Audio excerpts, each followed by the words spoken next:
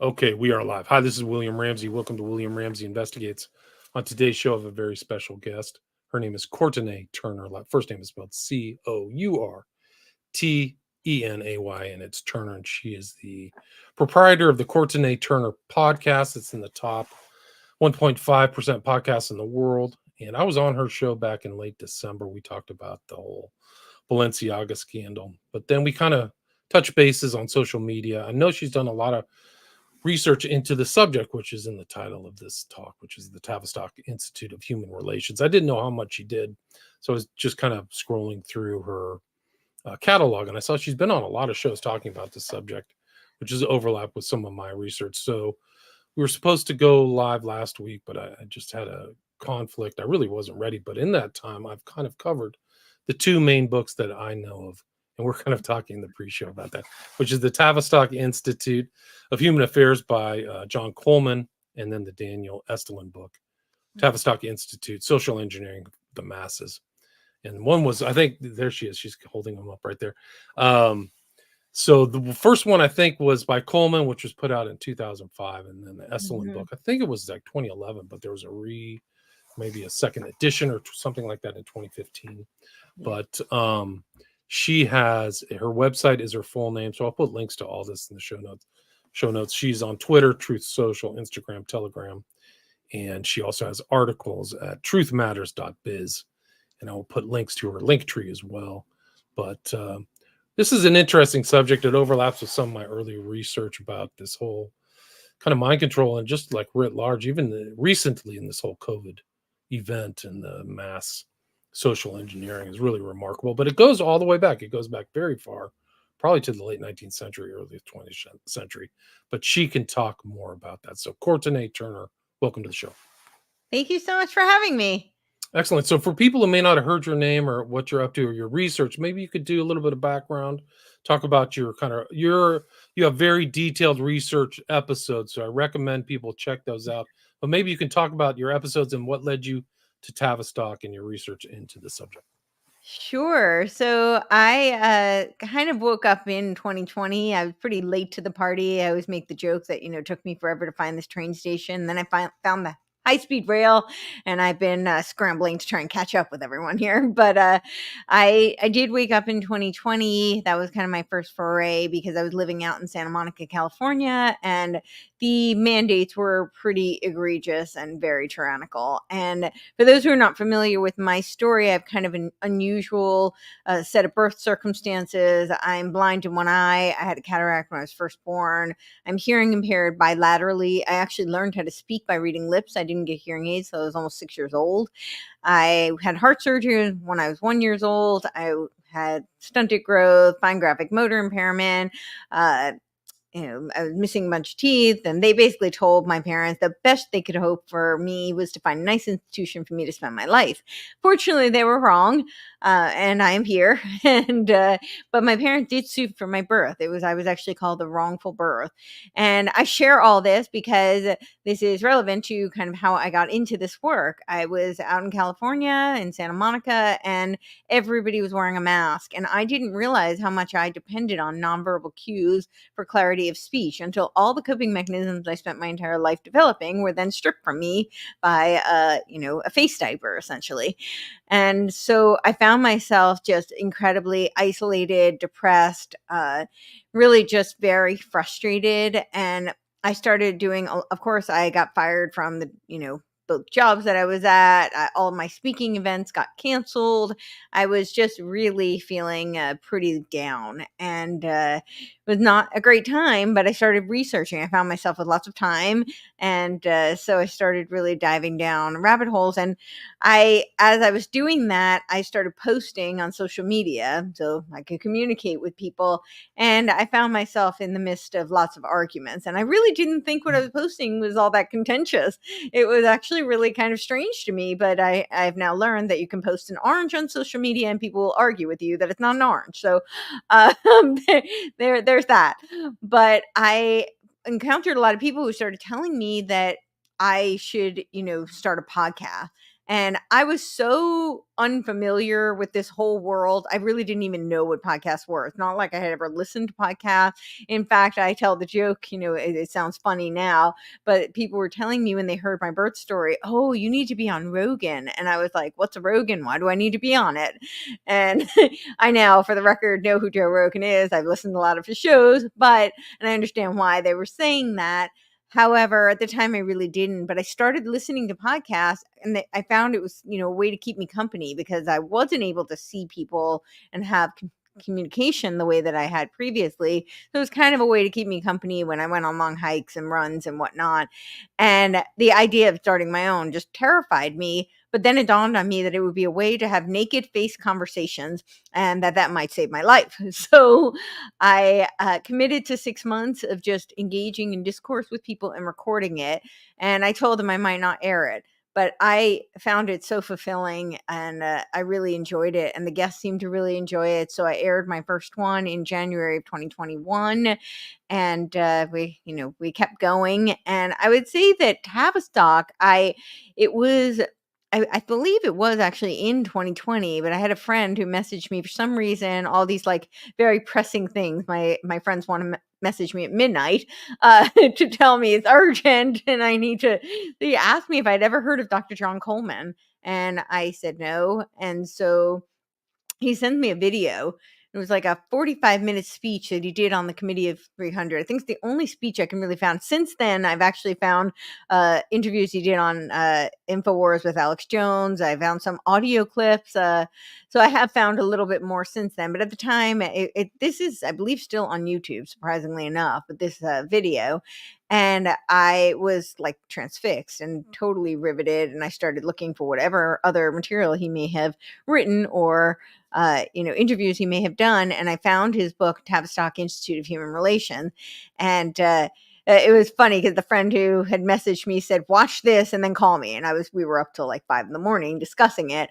But I I got the book. At the time, I did the PDF download because it was retailing for almost $5,000. And now I think you can get it on Amazon for about $30. So it's the price has come down considerably. I don't know how much they may have edited it in the process, but they tend to do that. But you can get it for much cheaper now. But at the time, I printed it out and I read the PDF version, and I read it 3 times in a week because it was just so. I don't know. For me, I think it was a big wake up because I had always considered myself kind of, I guess, like an establishment Republican. I was and I was always oppositional in the environments in which I was, the milieu I was immersed in at the time, because I grew up right outside New York City, and it was a very leftist kind of, area. I was on the debate team. They were always arguing with me. My position was never never well received. I got penalized in school for my political views.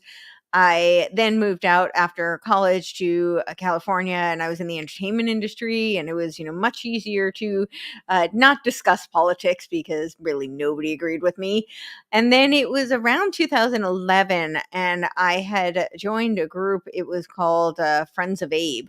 And it was modeled after Friends of Dorothy because the running joke was that it was easier to come out as a gay person in the entertainment industry than it was as a conservative. And so it was started by Gary Sinise, and this was like a fellowship. That really was the purpose of it, to be a fellowship community where people could, just really talk, because a lot of people couldn't talk in the industry without risk of being fired. And I know that sounds extreme, but that was really the experience that I've heard so many share. So I became a member of this group, and it was the first time I started, really sharing my viewpoints again. And I had a friend who had written a book, and it was all about the Frankfurt School. So I would say this was kind of my first like mini wake up, because I was a philosophy major in college, and I realized that I had been taught about these thinkers from such a different vantage point than what the reality was, and who they really were, and what the ideas that they were promulgating. And it was very familiar to me because of just the different worlds that I had been in. The philosophy, I was very immersed in psychology.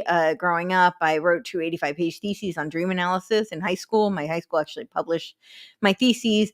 So, I had an extensive background in psychology, philosophy, and the entertainment industry.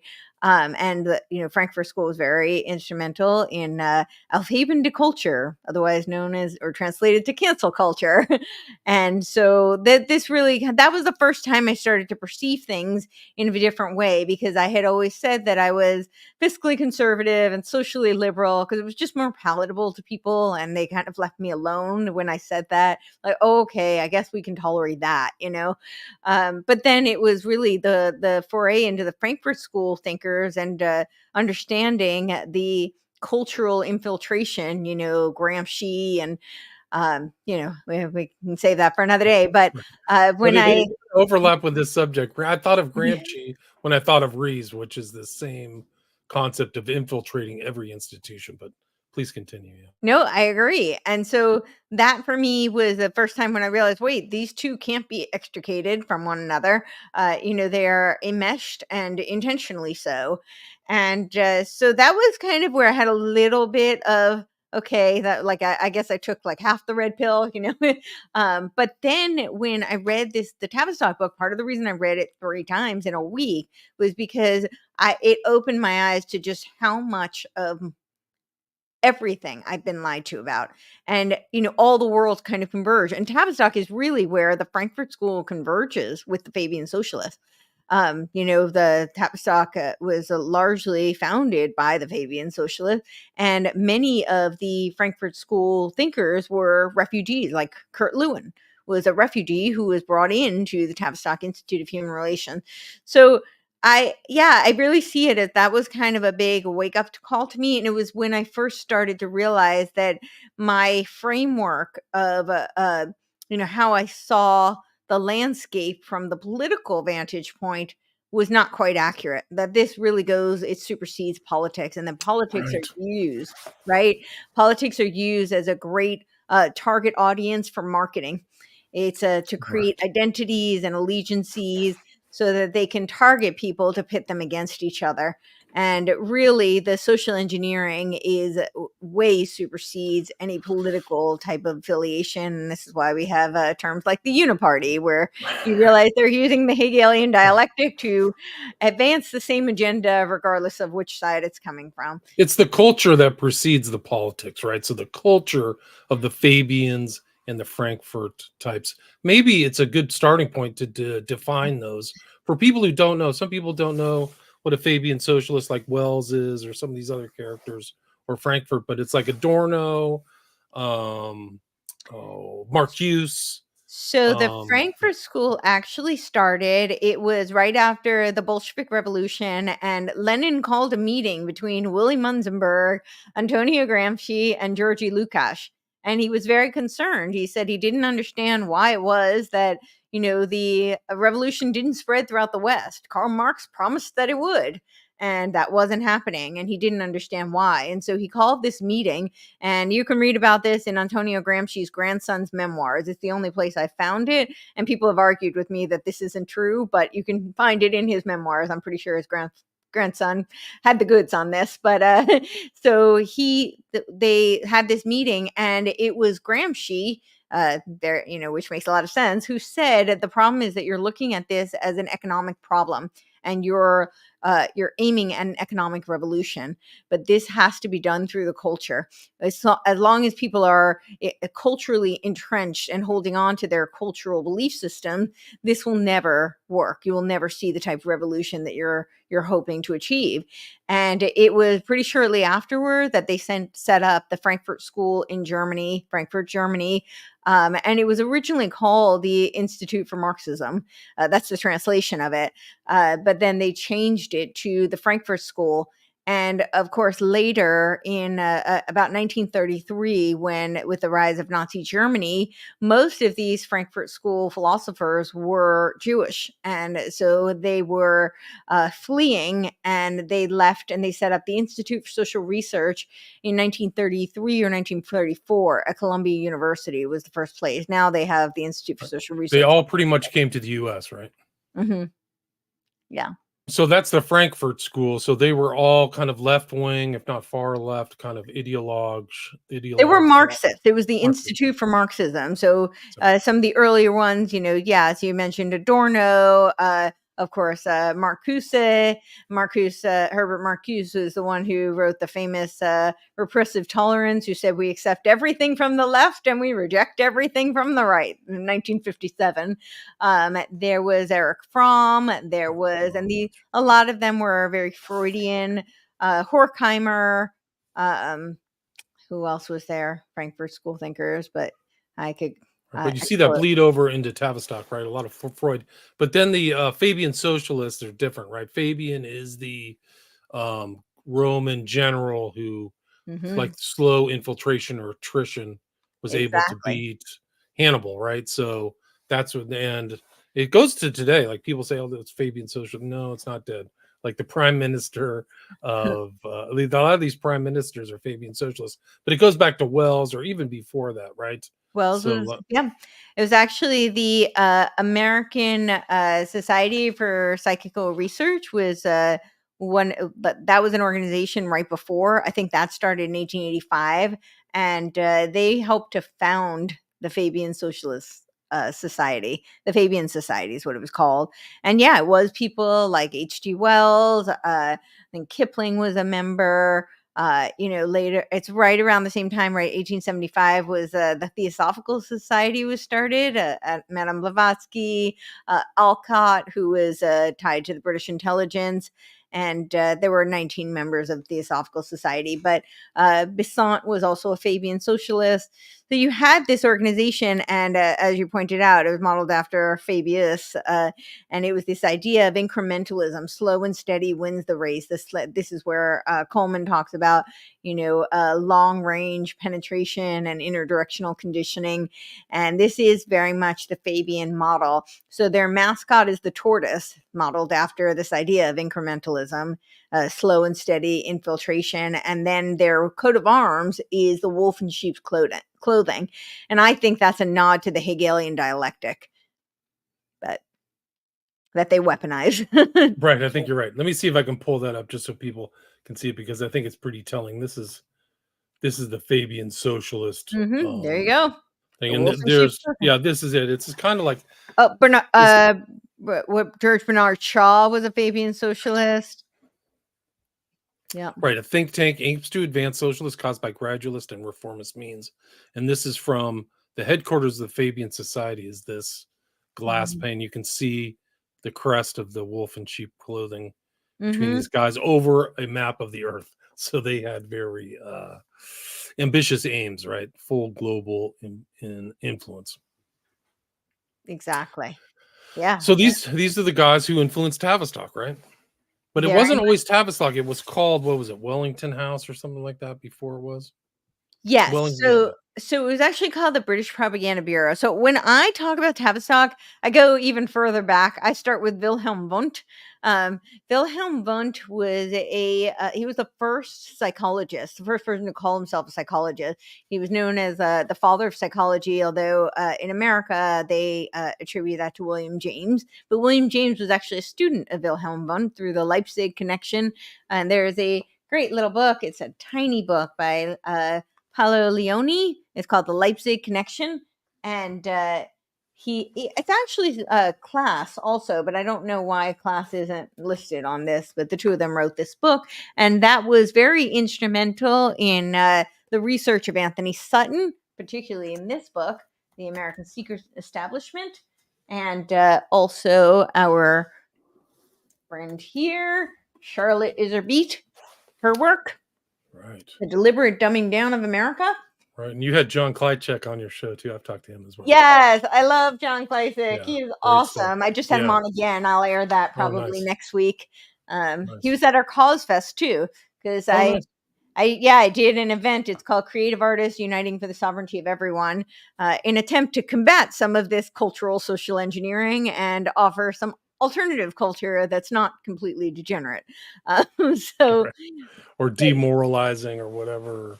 I mean, yeah, it's really incredible. I mean, that was another theme of Coleman's book too, was this whole degeneracy, like enforced degeneracy. It's really incredible.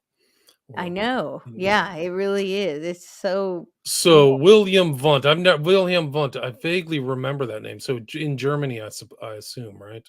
What's his importance to So Tavistock? yes, he's in Germany. He was in Leipzig University. He became one of the like what he became the chair of, let me see, what I just want to get the year right, it was 1875. He became the chair of philosophy, but he was really one of the first experimental psychologists, and he was a Hegelian, so that's very worth noting. For people who are not familiar with Hegel believed that the state was God, and that we could not achieve any kind of power, like we can't achieve any kind of freedom as individuals without complete subservience to the state. And of course people are familiar with the Hegelian dialectic, right? I had mentioned the Aufheben de culture that the Frankfurt School codified, and that was I think really drawing from Hegel's Hegelian dialectic, where he said it's the abstract, negative, and concrete. And the negative trans in German, the term is Aufheben, and it's a very oxymoronic term that means to lift up and preserve while simultaneously canceling and tearing down.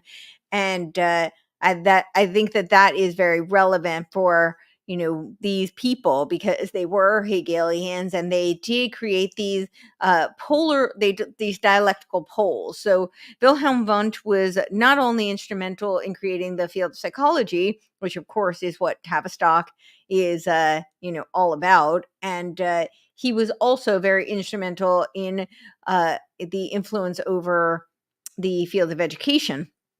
And I don't know how many PhD students. I think it was 86 PhD students. He was the first to give PhDs, and he ended up with 186 students, PhD dissertation students. Um, and some of his students are people like Granville Stanley Hall, who was a mentor to John Dewey. And we know what John Dewey's role in the exploitation of the Prussian model of the education system was, and the Hegelianization of education. And Anthony Sutton does go through a lot of this in his book, so I highly recommend that if you want a deeper dive on the connection. He calls it the Americanization of Wundt. Thesis, antithesis, synthesis. That was actually Fichte's analysis of Kant's dialectic. And Hegel rejected both Kant and Plato's notion of the dialectic because he felt like it was too passive, too abstract, and intellectual. He wanted something that would be a scientific, and I use the term scientific, not scientific, but really a methodology that would advance the historicity of man. He really revered, like, what he called world historical figures, people like Napoleon, who changed the course of history.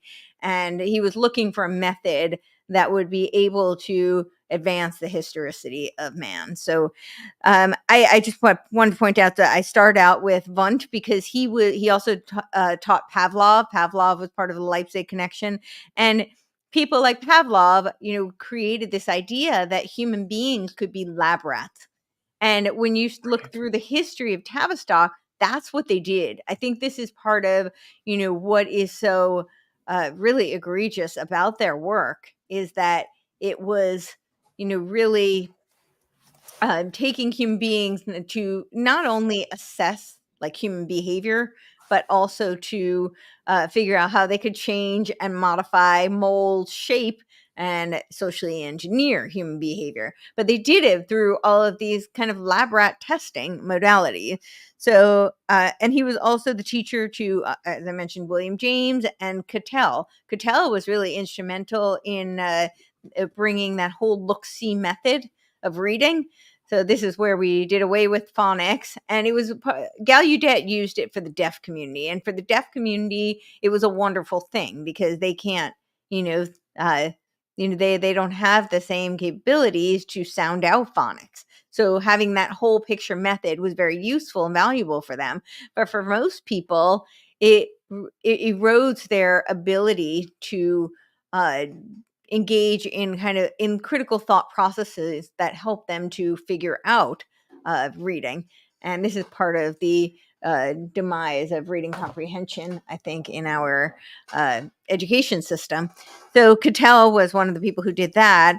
So and this is also worth noting, just because I think, the secret society connections, I think, are worth pointing out and, recognizing. So his grandfather, Wilhelm Wundt's grandfather, was a Kirchenrat, I never say it right, Kirchenrat Karl Casimir Wundt, and he was known as Raphael in the Illuminati. So, Wow. So he's the offspring, grandson of Illuminists. Wild. Not surprised. They're like retreading, like in Europe, not as much here, but in Europe, they're really finding out that the Illuminati was an important aspect of the Enlightenment. That here it's kind of like put into a conspiracy box or something. Well, like that. it depends. It depends on which Enlightenment, right? We've got the British Enlightenment, we've got the French Enlightenment, the American Enlightenment, we've got the Counter Enlightenment with Kant and Hegel. Sorry, not Hegel. Yeah, I guess I would put Hegel, Marx, certainly.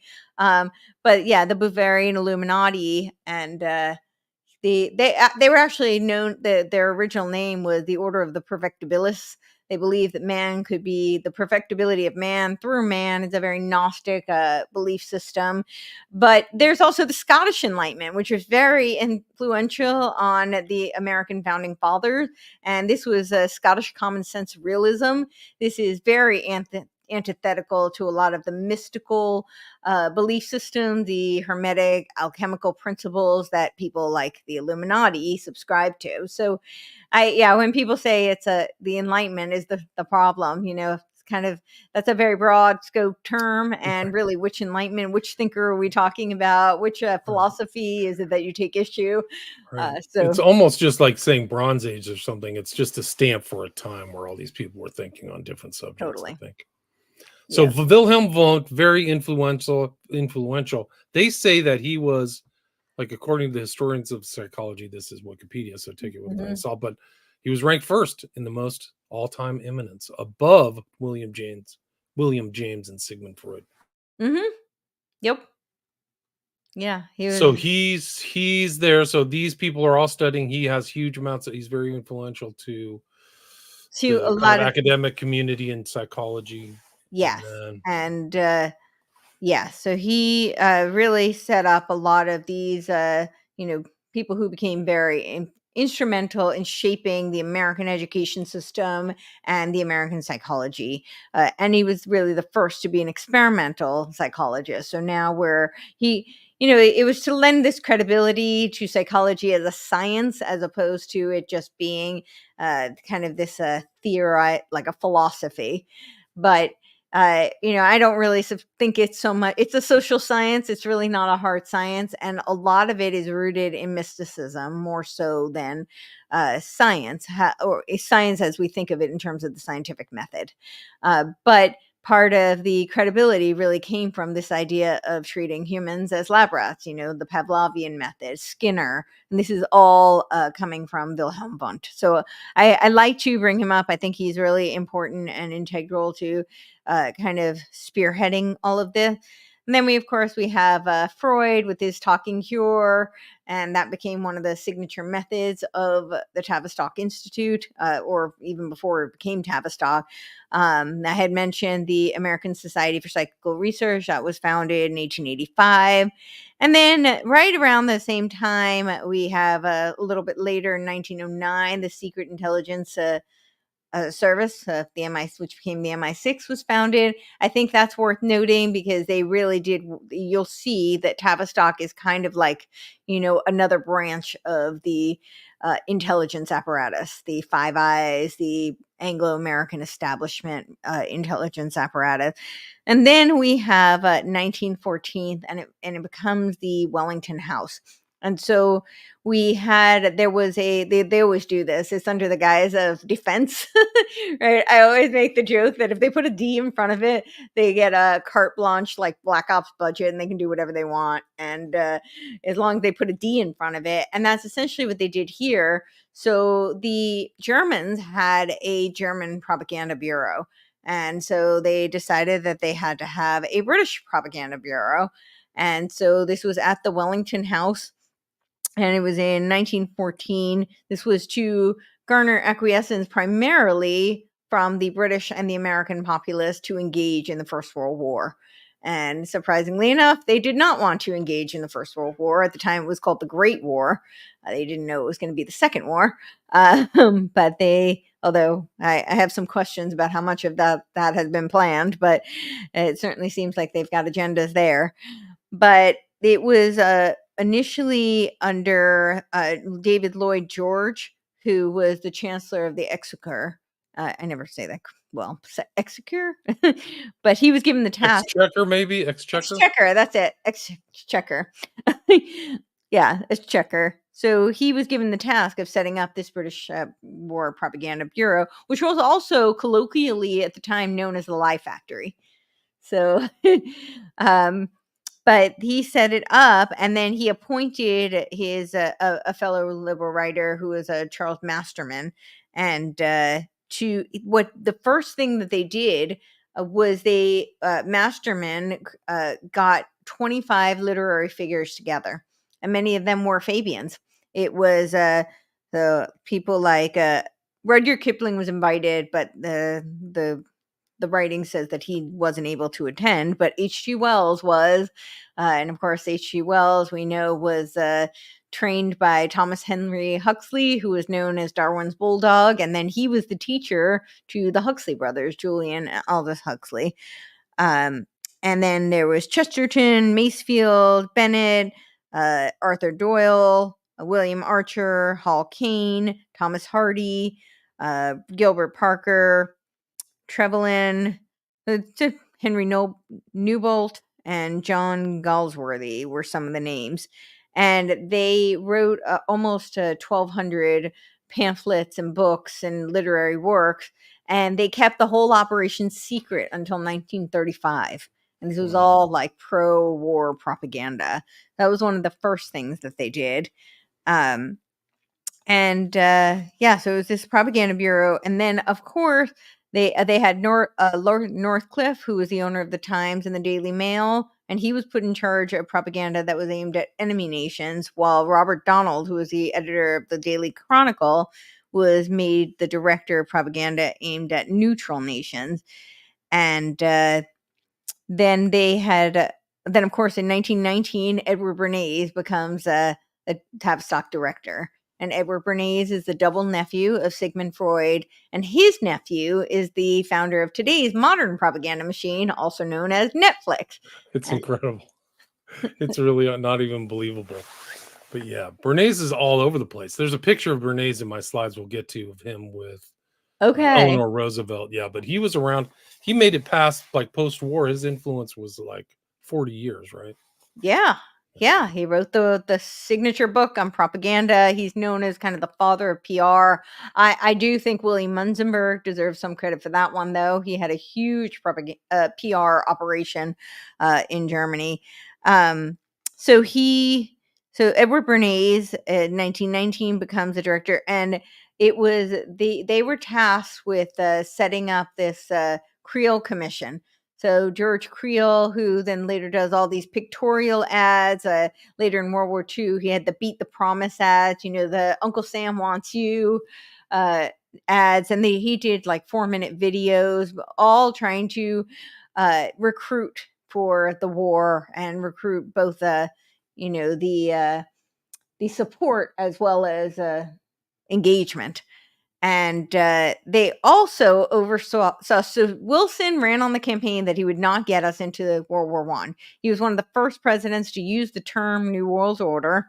Of course, we heard this again with Bush and a couple of others, but he was one of the first ones to talk about the New World Order. And he had run on the campaign that he wouldn't get us into the war because it wasn't popular. And then it was the Creel Commission with Walter Lippmann, who was an American journalist, and Edward Bernays, who created the propaganda and oversaw his campaign to then switch. And they also created the propaganda for things like the Tariff Act, the Federal Reserve Act in 1913, and to convince the Americans that this was a great idea and that somehow this was going to be good for the future of America, which, of course, as we are seeing today, is not necessarily true. It's a disaster. It's a catastrophe. The Federal Reserve is a catastrophe. I think Massey, Representative Massey, just put in a bill He to end did. the Federal Reserve. Yeah, so it's still an issue. And what's interesting is that Bernays and Lippmann worked with Samuel Untermeyer, who was a well-known lawyer in New York. And Untermeyer Park is where all the Sons of Sam stuff happened. Like, it was a nexus point for all kinds of ritual stuff. But it's totally occulted. That whole park, if you understand the occult, you see the sphinxes and the pillars and the reflecting pool. I mean, it's all there. Like, it's really high end. He did a good job. He was like a millionaire. He was a real scoundrel. I think he worked for Standard Oil too. I think he did. I think that's right. Yeah, he was definitely a scoundrel. I haven't seen it, that park in New York. Oh no, yeah, we could go through it. It's a different show, but that's a whole nother show. Is the occult layout. The Sphinx is in Masonry is to know, to will, to dare, and to remain silent. So that's what it represents. Would say that again? I'm sorry. To know, to will, to dare, and to maintain silence or keep quiet. Wow. So that's what it represents. Yeah, that's from Eliphas Levi actually kind of wrote that in one of his books, I think. Key to the Mysteries. Okay. So when you see that in anywhere, so if you see that at a House of the Temple or anywhere, the Sphinx, usually it's not just the Sphinx itself, but it's its philosophical / esoteric representation. But it's there in the Untermeyer Park. It's really something else. Interesting. Yeah, maybe we'll have to do a show on that one. Yeah. And so in 1917, they set up a polling, which Edward Bernays himself says is manufacturing consent.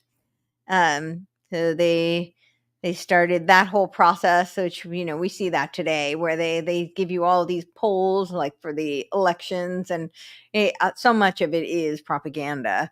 So they were really behind that, and then. So like Bernays says, those who manipulate the unseen mechanisms of the society constitute the invisible government, which is the true ruling power over the country. So so it started out as a propaganda bureau, and it wasn't until 1920 that it became the Tavistock Clinic. And it's worth noting again the occult connections to this, because the donation for the Tavistock building, which was designated for doing shell shock therapy research, on the post-traumatic stress of the soldiers, this was donated by the Duke of Bedford, who was the 11th Marquis of Tavistock. And he was related to Russell and Taft, who created the Order of Skull and Bones. And Taft was also related to our President Taft, but yeah. Wow, crazy. So yeah, those occult connections are there. There's no question. They're there. This is the Untermeyer Park. It was formerly his estate. Imagine this guy figuring out the Federal Reserve, walking under two sphinxes with the twin pillars all over the place, like twin pillars. Like, that's a whole nother show. But yeah, the guy was something else. Yeah, for sure. Crazy. So so the clinic was established under Hugh Crichton Miller, with several other donations, and you hear different names, like Coleman talks about the Astors and the Rothschilds, the Rockefellers. It seemed the Royal Crown. It seems like there were many of the usual players involved in the seed funding for both the Wellington House and then the Tavistock Clinic. And of course, later for the Tavistock Institute of Human Relations, that actually came from a specific grant by the Rockefellers. Wow. So, the usual suspects, right? Yes. The usual suspects. So, I mean, it's all there. It just goes back to these same characters putting together the stuff. And really it's pre kind of MK Ultra, where they got the best psychologists of the time, right? So they got Rees, they got Lewin, they got, all these guys to do their thinking for them to kind of solve the problems. It was interesting too, because people don't know this guy Rees, but he like literally said, Rees wrote, "We must have mobile teams of psychiatrists who are free to move around and make contacts with the local situation in their particular area." So like he's speculating like how to solve problems is like parachuting in groups of psychiatrists or psychologists, which is all over the events of Yeah. post-World War II US. Yeah. He wrote Shaping Psychiatry by War, right? And he became the deputy director of Tavistock in 1926. And he's the one who talks about how we should create fifth column, the psychologist to be the fifth columnist. He says we can therefore justifiably stress our particular point of view with regard to the proper development of the human psyche, even though our knowledge may be incomplete. We must make it permeate every educational activity in our national life. The education system and the church, public life, politics, and industry should be within our sphere of influence. If we are to infiltrate the professional and social activities of other people, I think we must imitate the totalitarian and organize some kind of fifth column activity. If better ideas on mental health are to progress and spread, we, as the salesmen, must lose our identity. Let us all, therefore, very secretly be fifth columnists. And that's from Mental Health, Volume 1, November 4th. Oh, number 4, October 1940. Sorry. Yeah. It's incredible. It's incredible. Like we're just gonna do it, you know. And like that was the whole thing. And like he knew of the whole concept of how war shapes society, right? Shock, and then you can drive the majority. I mean, he used words like psychosis, like driving people to psychosis. So he Yeah. knew that, right? Yeah, it's incredible. They were calculating the breaking points of the soldiers, and then they realized that they could not only calculate it, but once they figured out what the breaking points were, they could create them, which is pretty sinister. They could create the breaking point, but then also be the one to cure it too. So they were kind of like the poison and the cure, right? He was thinking on those kind of lines. Yes, well, it depends on your definition of cure, I think. Right. But yeah. Good point. Yeah. Very Yeah. well said. But that's what's really interesting is that this stuff was being done, in the 30s and 40s. So they were really, I mean, this is Tavistock. So it's all kind of secret. Yeah. This is Tavistock, and it was all being done. I mean, it was being done 20s, 30s, 40s, and then of course in the 30s we have the whole psychiatry of radio study that was done on H.G. Wells' War of the Worlds, right? The invasion from Mars experiment, and that was really October interesting. 30th, 1938, correct? October 30th, 1938. Coleman marks that as a very 1937, I believe. 37. Okay. Mm-hmm. He marks that as a very important part in the whole Tavistock development, right? He does, and it's interesting that Cantrell, who was running it, was actually roommates with Rockefeller at Dartmouth, and he did this whole experiment. And the Rockefellers wouldn't let him publish it for a few years. I think it was 2 years before they let him publish it, and I'm not sure why. Coleman doesn't say. I haven't really found anything that indicates why they didn't release it for a while. But I do know that they wouldn't release it immediately. And then they later, through Fred Emery, they published the working hypothesis on the psychology of television. The psychological after effects of television are of considerable interest to the would-be social engineer. That was Fred Emery, who, he was working on, he very much developed a lot of Bian's work, Wilfred Bian. Wilfred Bian became, his theories became the offshoot of the Tavistock in the United States. It was the A.K. Rice Institute in 1957. That was set up. And that was Rioche and Kenneth Rice who had started that. And that is... that was kind of the official headquarters of Tavistock in the United States. They have many now, but that's kind of the public out-facing headquarters. Right. So it's almost for people to understand, Tavistock is headquartered in London, but it just had offshoots and influences through different front organizations and things like that. So it's emanating from there, but its influence is really supranational, right? I would agree. Absolutely. Definitely supranational. And they have offshoots all over that, these little spin-offs that like one of them is Ditchley. Ditchley is, and a lot of the try headquarters would be like Ditchley has an arm in London, in Canada, and the United States. I can find very little information on them. They're very, their website just looks very kind of sterile. It's not unlike Tavistock's websites, where they're pretty transparent these days. They're like just coming out telling you exactly what they're doing. So but Ditchley I can't find a whole lot on. It's a little bit more covert. So but they do work through organizations like Ditchley. And but that was 1933. The Rockefeller Foundation president Max Mason and other Rockefeller financiers assured that the social scientists would concern themselves with the rationalization of social control and the control of human behavior. And that's a direct quote. So they went through a lot of changes kind of during the 30s and 40s.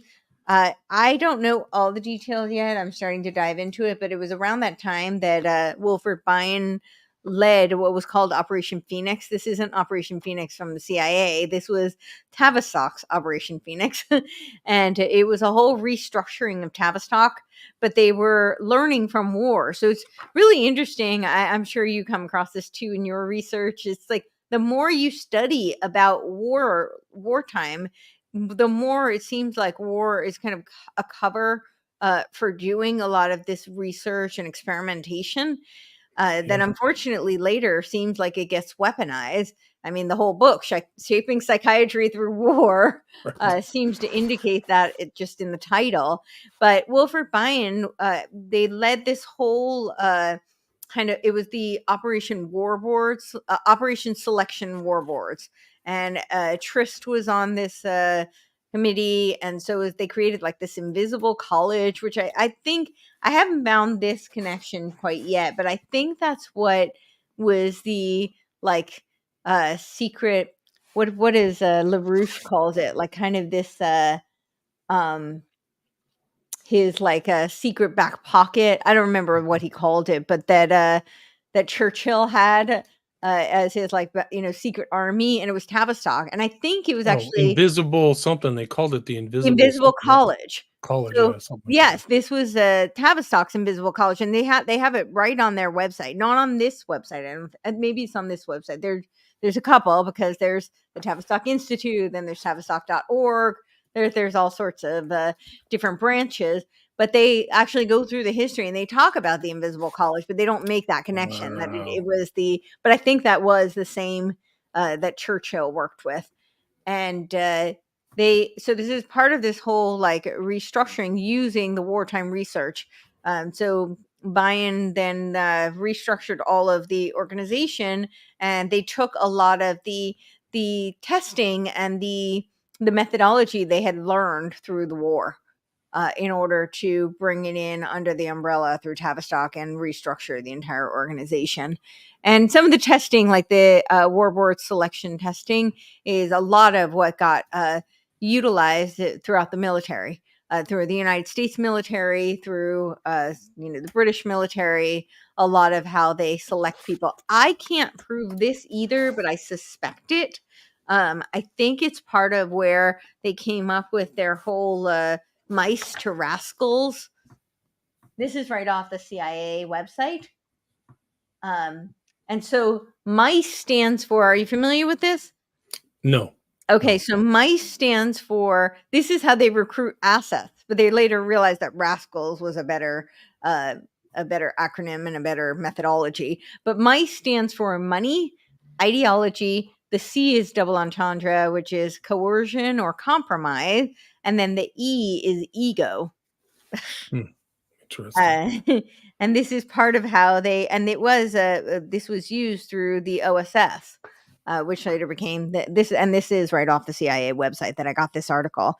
And I think that a lot of this came out of some of the Tavistock work through the Office of War Board Selections, because they were doing all this testing on what they called intelligence. This is what they were saying, but they later said that it's not intelligence the way we think of it. They were talking about a lot of like social intelligence, and people who would make good leaders. But when you have to understand that when Tavistock's talking about leaders, Kurt Lewin, who was one of their directors, Kurt Lewin was actually a Frankfurt School refugee, who then went on to become a director of Tavistock. And he started the National Training Labs, which is also the National Education Association, is part of the National Training Lab. And I'm still confirming this, but I'm pretty sure that some of the seed funding for National Training Labs was through the ONI, the Office of Naval Intelligence, United States Office of Naval Intelligence. But the National Training Labs is where Lewin created something called topological social psychology, right? So it was all about the environment. And he felt that, well, human nature may be a certain way, but we behave differently in different environments. And so what can we change? We can change the environment. I bring this up because I was saying when you have to take into consideration when they're talking about leadership, they're creating change agents. And part of Lewin's whole research was around creating change agents. I don't have my book on the National Training Labs, but they had journals, but they also had several books that they wrote, and they talk about creating change agents specifically. And a lot of how this is done is through sensitivity training, right? So they essentially brainwash, and in their journal, they admitted that sensitivity training is brainwashing. Wow. And if you look at there is a CIA document on sensitivity training, and I've read it in my show on sensitivity training. I actually read through a lot of this document. You can pull it off the CIA website, but they talk about how they would really like to do some testing to prove the efficacy of sensitivity training, if this is really an effective way to resolve conflict. But the problem is that it's a little bit too reminiscent of Chinese brainwashing. And I think they were alluding to the Maoist struggle sessions. They don't say that, but they say the Chinese brainwashing. And they conclude by saying, so therefore, as much as we'd really like to conduct this, test and see how effective it really is, we can't, because we can't risk putting our military through that kind of harm and brainwashing them. Wow. They know, they probably know at this point, but it's operational, because I think like if Gina Carano or whatever from Disney, they put her through a brainwashing technique. I think they kind of gave her the zap too. Like, I think she went through the stress of it. Like it affected her career, her personality. So you see this in action today. It's not a joke. Yeah. But sensitivity training, and this was really like, the National Training Labs was in the 40s, and this really took way. And it's directly connected to Esalen and the human potential movement. That's why it's directly connected. That's another offshoot of Tavistock. And we can get to that in a minute. I think Coleman mentions that too. He just says these are part of this whole network. He mentions Murphy at Esalen and all these. Michael Murphy and Richard Price, and this is and of course there's Maslow, who was part of Tavistock, right? They're all intertwined, and it does look like Esalen was working with the CIA. There's actually a document on the CIA website. I read this one also, and it's called the Esalen Hot Tub Diplomacy, and it was all about relations with the Soviet Union. And that's the gist of it was that sex, drugs, and rock and roll are going to create world peace. And that's basically the gist of it. But it's called the Esalen Hot Tub Diplomacy document. It's really nice. I don't know if you've been by there, but I've taken that trip up Highway 1. It's beautiful. It's in a great spot. Yeah, but they won't let you in. I tried to go in to look around. It's like, I did a retreat there with my mom. Oh, you did? Oh, nice. Years and years ago. Yeah. Beautiful. And have you ever heard of the 9? Did they mention the 9? Because Murphy and his cohort, he co-founded it with another guy, but Price. They said they were in contact with discarnate entities, is one way to put it. Oh, yeah, the 9th. Yeah. Yes. The 9th, yeah. So everything is so intertwined. I just released yesterday an episode I did on World Invocation Day, which is today, by the way. Oh, wow. Yes, World Invocation Day. So it looks to me like they're trying to summon the Antichrist. Wow. They talk about invoking Christ, the Christ, but it's not Jesus Christ. Christ is just another ascended master like Buddha, Right. Krishna, and they think of him as a world teacher, and they're trying to summon him. And this started the first time that Christ could invoke this prayer was 1945, and it was because of the war. They were decimated by the war, and people were so devastated, and so it was an opportunity for the for this prayer for people to hear it. And Eleanor Roosevelt read the prayer, let the plan of love, light, and power restore the Wow. plan on earth. And when you read the prayer, there's a line about sealing the door of evil. They don't say on which side they're sealing that door. And a little Good point. questionable in my opinion, but it is a very creepy, in my opinion, prayer, and it's very deceptive because they use words that sound. Who doesn't want love and light? And light, right? Power, and they use words like Christ and Christ consciousness, which comes straight out of Madame Blavatsky, Rudolf Steiner. It's theosophical. They don't mean Jesus Christ, and they're trying to invoke it. And theosophy means divine wisdom. They believe that through theurgy, which is the divine work, that they can become gods essentially, and it is all connected. I mean, Tavistock is they were inspired by Spangler's book, talking about the Right. decline of the West, right? And Right. they believed that so they kind of created their own ending. They're going to create the solution, and the solution is it's this new world order. And of course, Lucius Trust, which is invoking, World Invocation Day, was created by Alice Bailey. Alice Bailey is a disciple of Madame Blavatsky. And she talks about how her experience, and interestingly enough, Blavatsky, Bailey, Annie Besant, they were all Masons, which, typically women aren't Masons, but they were co-Freemasons. Some of the few women who were. Alice Bailey later marries Foster Bailey, who was a Freemason. And when she was a little girl in church, she was an Orthodox Christian. She was raised Orthodox Christian. I believe Madame Blavatsky was as well, which is interesting. They both rebelled, obviously. Blavatsky herself says that theosophy welcomes all religions of the world, but diametrically opposed to Christianity.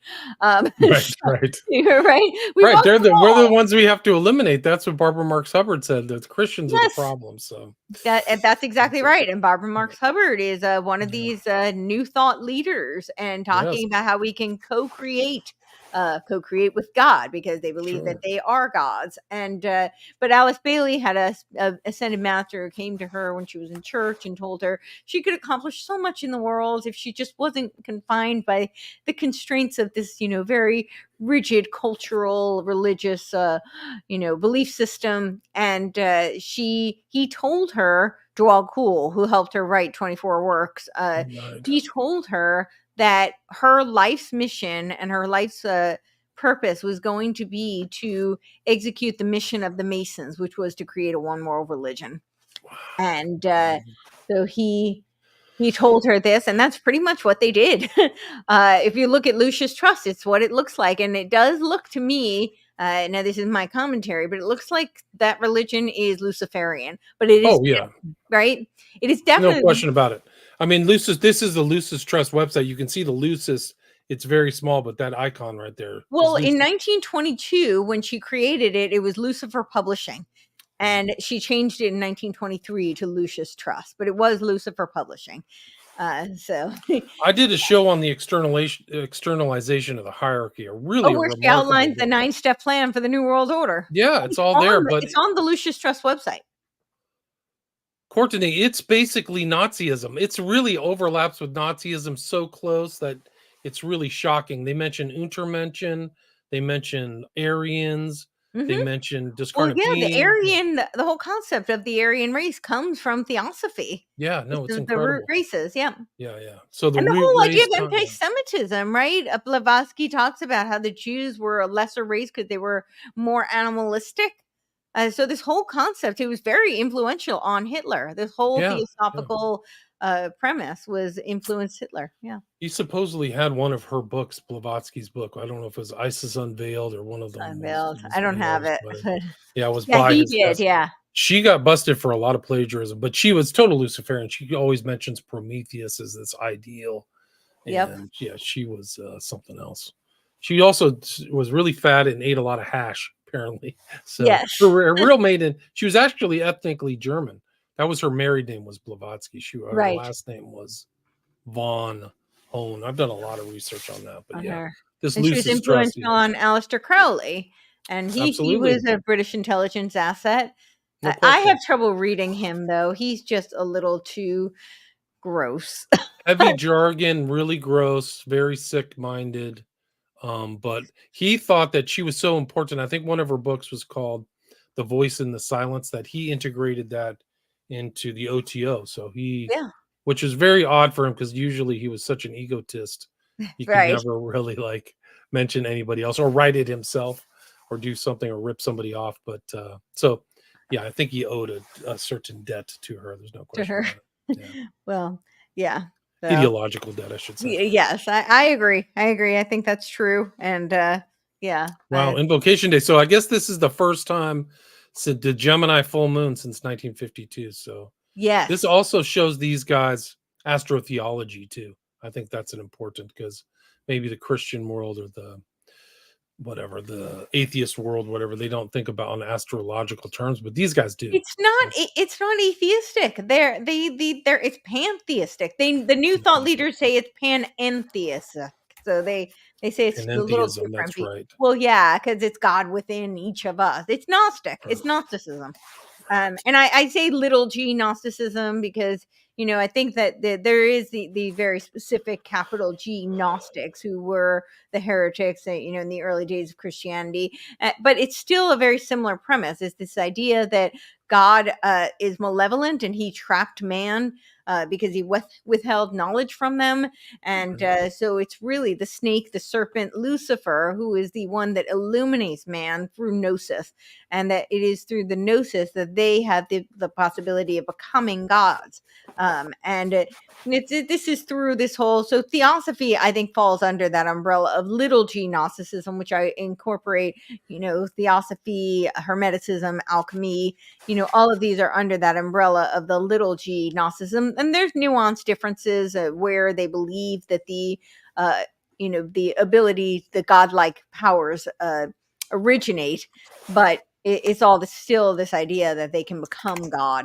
And this is also this whole theosophical religion is really where we get the planetary politics that world that Robert Mueller talks about, and the Gaia religion, because they believe that Mother Earth is God, and that we can become one with Mother Earth. They don't believe that there's a divine creator who created the earth and that we have dominion over the earth. They don't believe that. They believe that that the earth is God and we can become one with the earth God. So yeah. No, it's really crazy. I mean, it goes back to all biblical stuff, right? Because the Bible basically said, "You shall be as gods," right? That's Crowley's kind of view, and yes, and all of the occultists, Leary and all these other guys, it's the tree of the fruit of knowledge, and then they stop right there. So it's really knowledge what's kept. That's very Gnostic. So it's like, oh, they kept us from Gnostic, just so.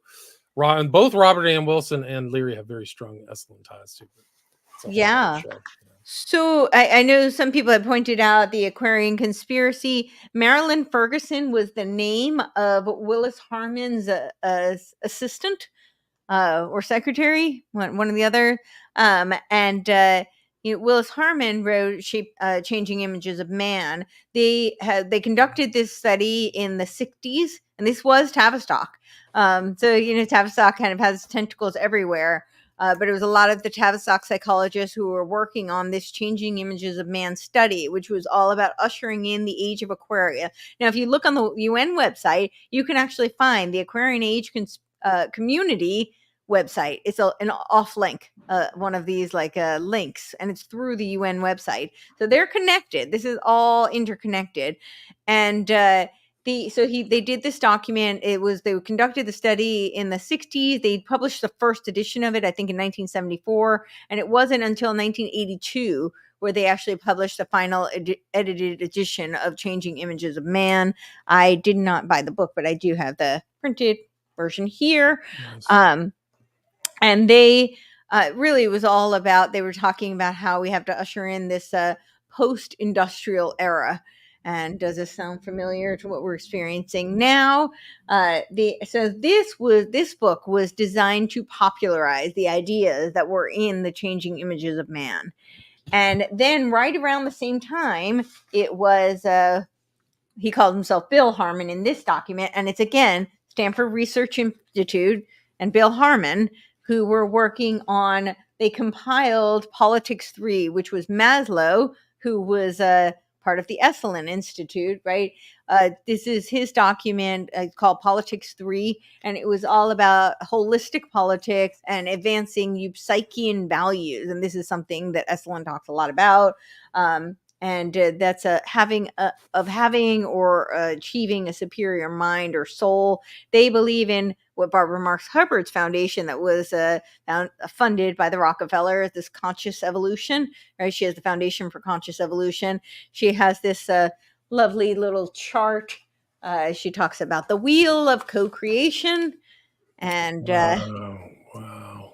So essentially we become one with God, we co-create. And then this lovely one on the bottom, which is, you can find it at the Center for Integral Wisdom, which is another one of her organizations. And you see that lovely spiral, which goes through our crisis is our birth. Wow. And that's right out of Tavistock. It's right out of Tavistock, right? Yeah. Kurt Lewin's whole thing on, Kurt Lewin and Emery. Emery talks about segmentation and what was it called? Turbulence theory. And Lewin talks about freeze, unfreeze, refreeze. And this is that whole idea of this spiral evolution and trauma-based mind control, of course. But this evolutionary theory, Bruce Lipton, who's another evolutionary leader, he talks about how we started out as a amoeba, and part of what gives the amoeba is the intelligence is the membrane, and then of course you evolve. The next stage of evolution is this.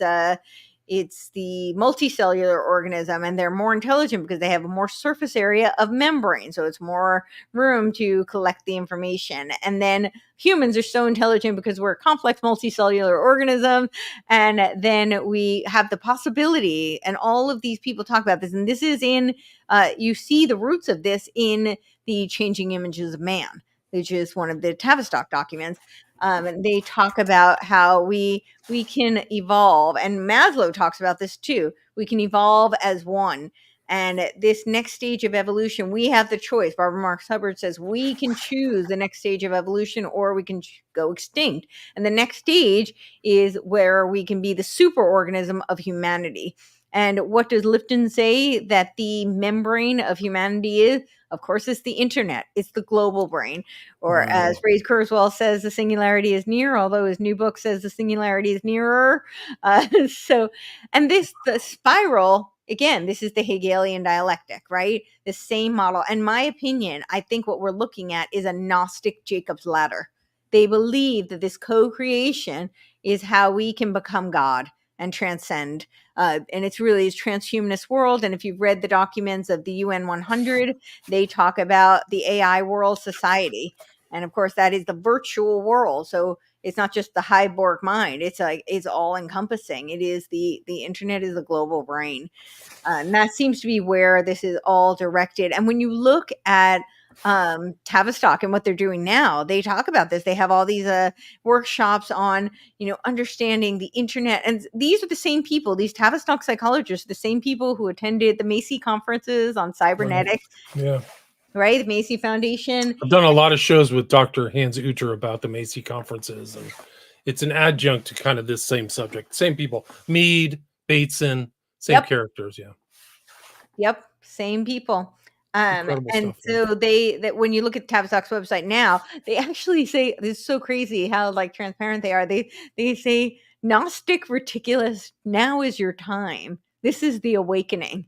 Wow, really? I know. On their website? Wow. Let's see if Gnostic pops up. Gnostic reticulus. So reticulus, like in biology, is kind of like the net that creates the structure. And I think what they're saying is like the Gnostic architects of society. They're the people who are creating these structures for for social change. There it is, just like you said. You found it? Wow. Yeah. Oh, I'm sorry. Let me bring it up. Pull it up. No, it was there. There it is. Wow. Yeah. To awaken to a new knowing and integrity and courage to do what you say and live what you know.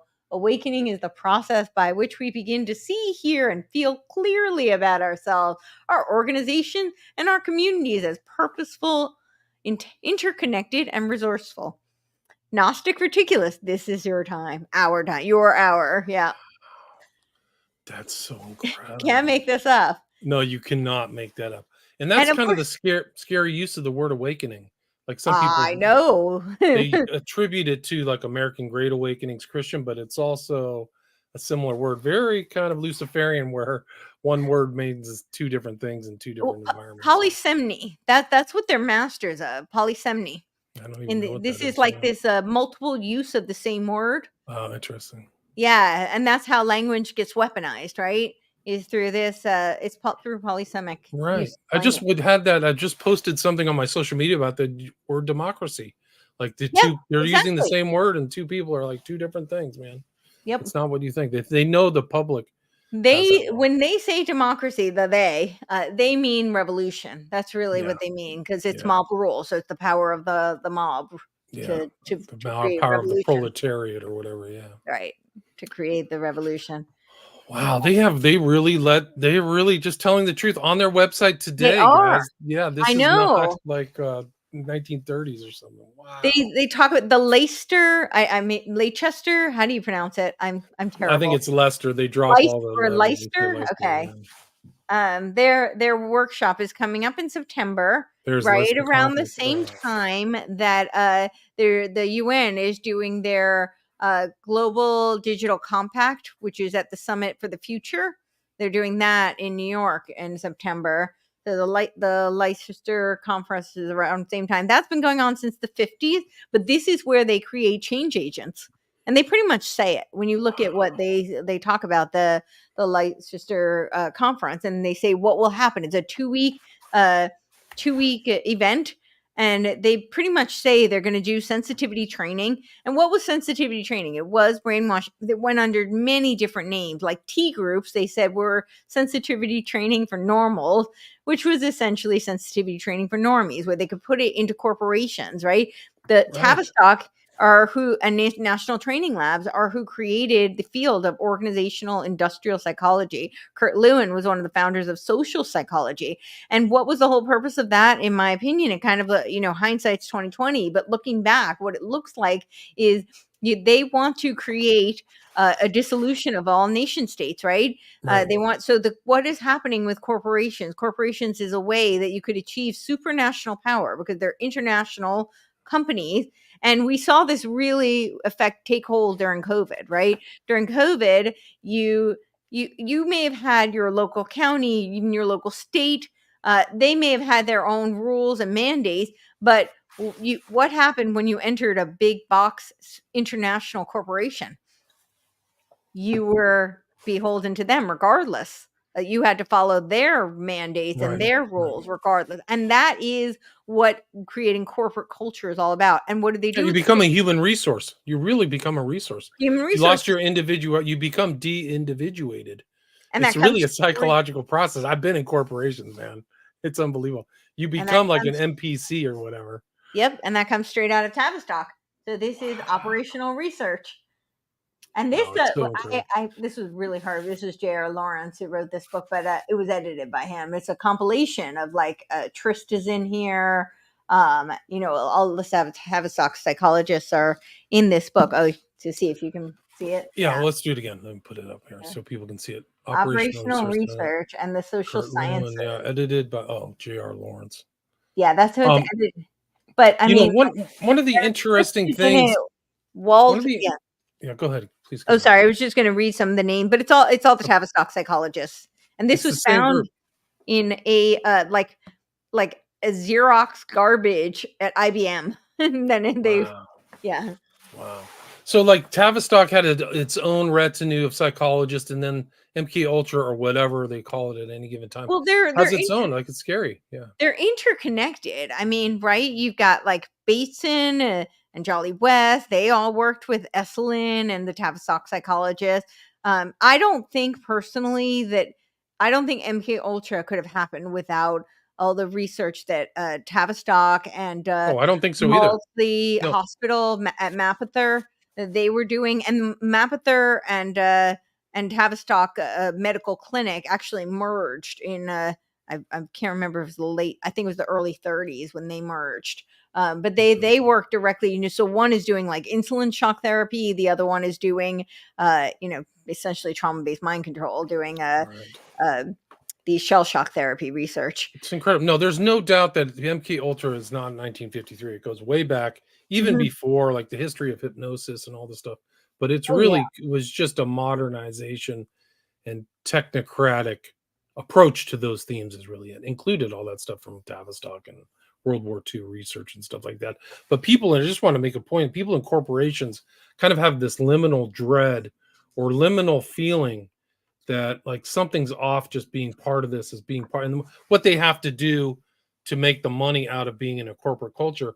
They don't see this background stuff of Tavistock, that there's like a kind of a sinister de-individuation that's taking place. Maybe if you're the CEO, not so much the case, but if you're just a rank and file member, you've been socially psychologized, or whatever you want to call it, and these are kind of the antidotes to that, right?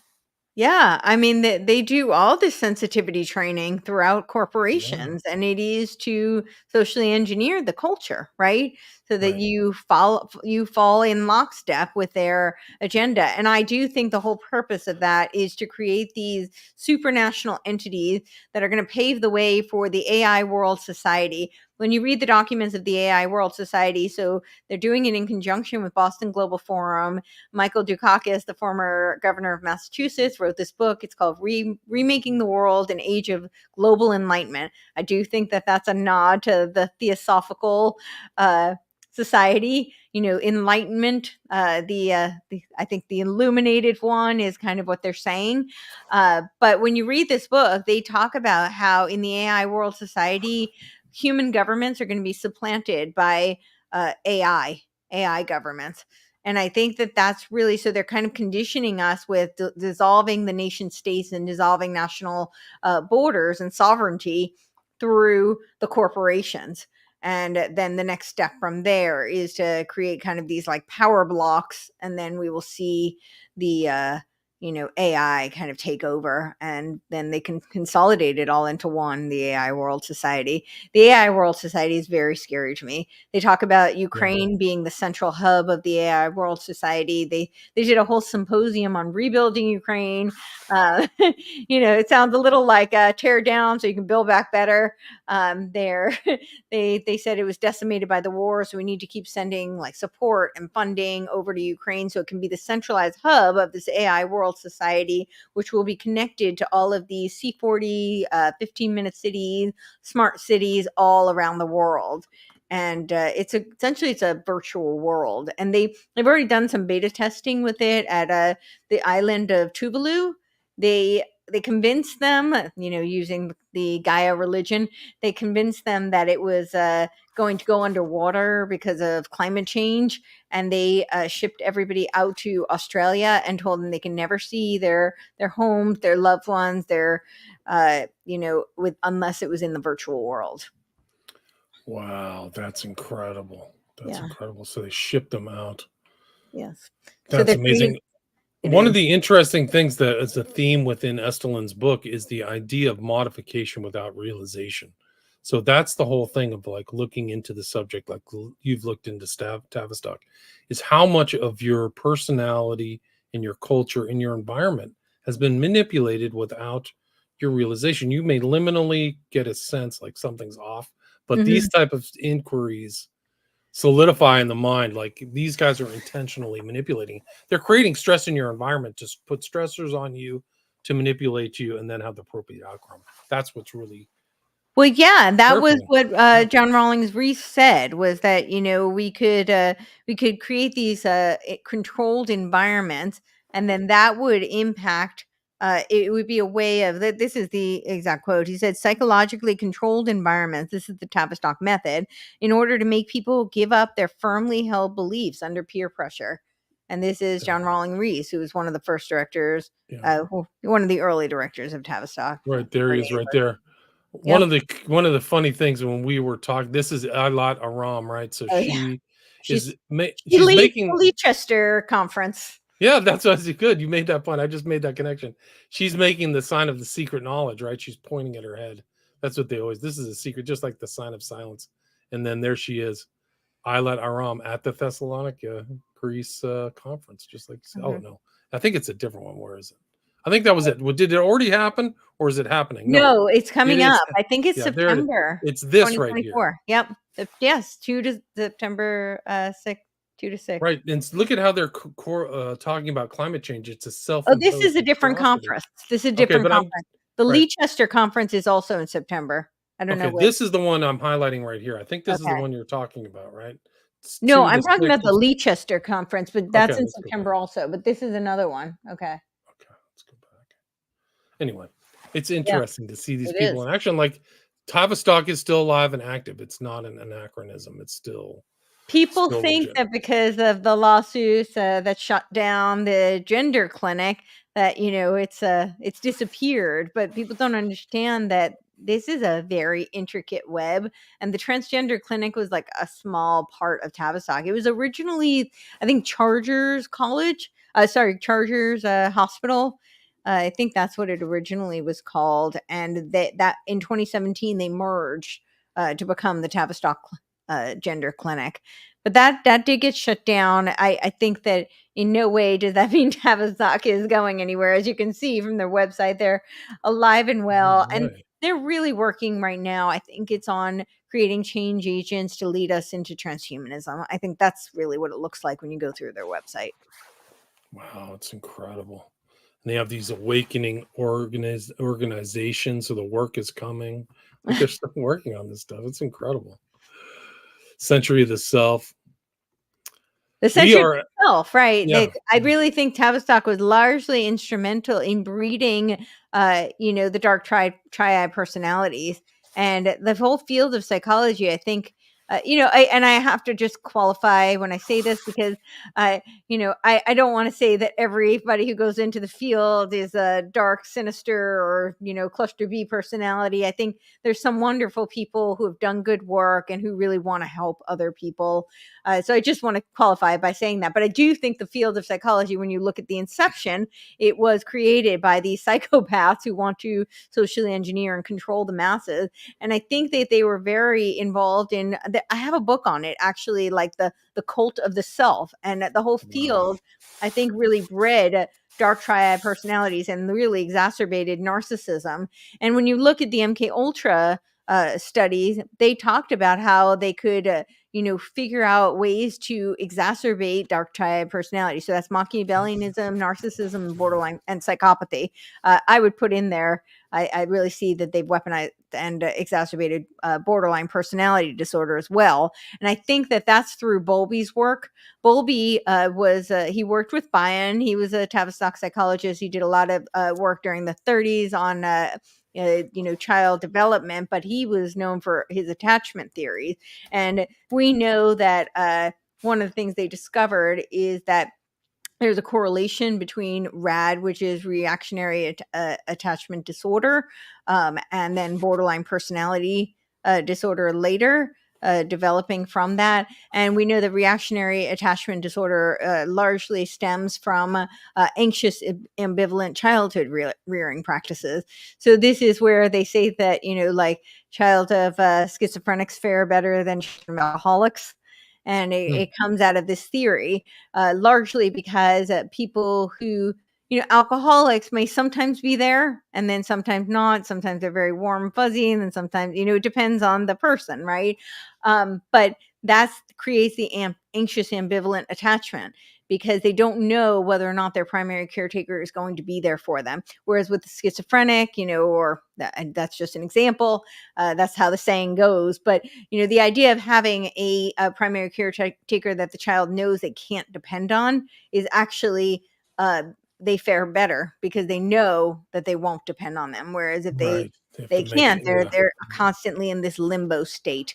So Interesting. all this to say that I think that knowing that, they've been able to create and exacerbate borderline personality disorders. But I think they've really, I mean, we see narcissism, and narcissism is so essential for this Gnostic belief system, right? To believe that we could become gods, which they really need people to subscribe to in order to create this transhuman world that they're looking to. Sorry. I mean, it goes in. The thing is, what's really scary is you're kind of born into this Tavistockian world, right? And the manipulation and things that have already been researched even before you and I were born, which is really scary. But Courtney, we are almost at the 90-minute mark.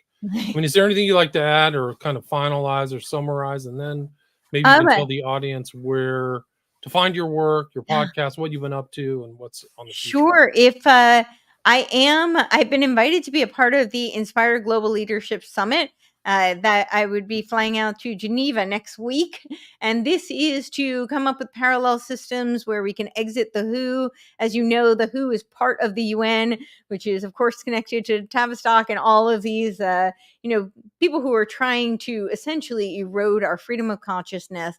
That's really what this is all about when you look at the AI World Society, and certainly erode our medical freedom. We saw that over the past few years.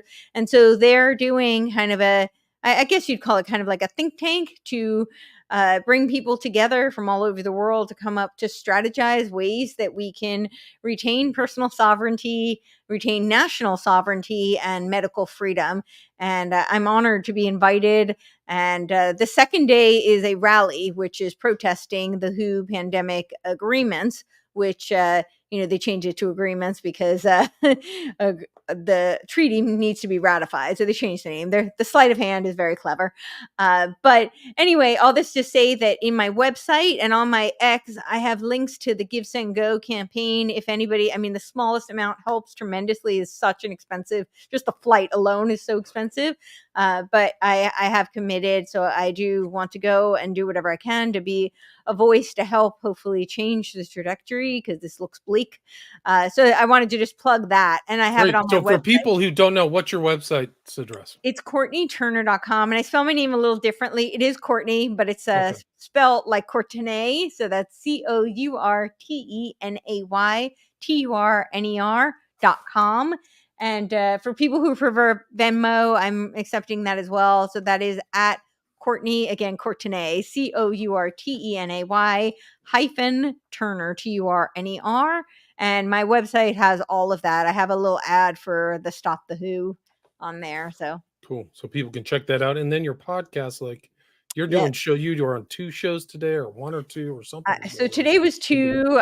Some days it's 5. It's been crazy. I think last week was just 16, but I'm going to be traveling for a lot of June. So we have a couple of conferences and I'll be doing media coverage there. So I kind of front loaded, but we've definitely, I think in the past 3 years, we've been over 400 episodes. That's interviews, but I also do the radio hour, which is like a 1-hour lecture style. I do kind of a dive on a subject. And then I also do a show with Dr. Lee Merritt, and we call it The Dangerous Dames. Nice. So you've got a lot of things going on. And then the best place to contact you is your website or X or Twitter. What's the best place? So Twitter at Courtney Turner. My website, you can email me through the website easily. I'm on Instagram, pretty active there also. I showcase more of my fitness stuff there and personal stuff because they're just terrible with the shadow banning and censorship. So, yeah. Understood. So I will put a link to all that stuff. I have your links and a link tree so people can check that out. And I do recommend people listen to your podcast. Great kind of subjects, guests, and information. And again, today we talked about the Tavistock Institute of Human Relations, and the guest was Courtney Turner, but name spelled CourtenayTurner. So thanks so much for your time, Courtney. Thank you. Thanks so much for having me. Happy trails. I hope you have a safe trip to Switzerland. Thank you. All right. Stay there. Okay.